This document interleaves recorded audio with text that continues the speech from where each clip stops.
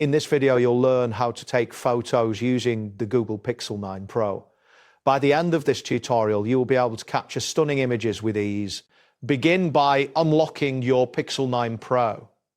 Locate and launch the camera app, which can be found either on your home screen or within the app drawer. Before you proceed, ensure that the camera lens is clean, as this will help in capturing clear and sharp photos. Once the camera app opens, you will see various modes and settings displayed on the interface. Take a moment to familiarize yourself with the layout, as understanding the controls will enhance your photography experience. Next, you will want to adjust the camera settings to suit your needs.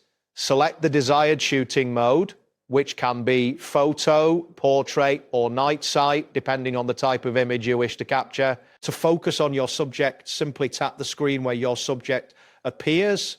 If necessary, adjust the brightness to ensure optimal exposure. You can also make use of additional features, such as HDR for improved dynamic range or zoom to get closer to your subject.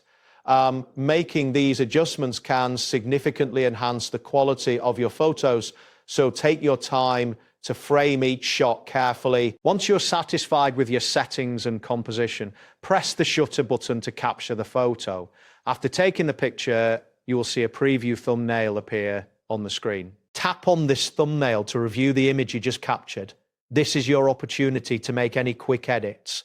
Delete the photo if it doesn't meet your expectations, or share it instantly with others. If the photo does not turn out as you hoped, feel free to retake it for better results. Your photo is now saved automatically in your gallery, ready for you to access whenever you need it. Remember that practice makes perfect, and experimenting with different modes and settings can lead to even more. Always keep an eye on your available storage space, as capturing high-resolution images can consume a significant amount of storage quickly.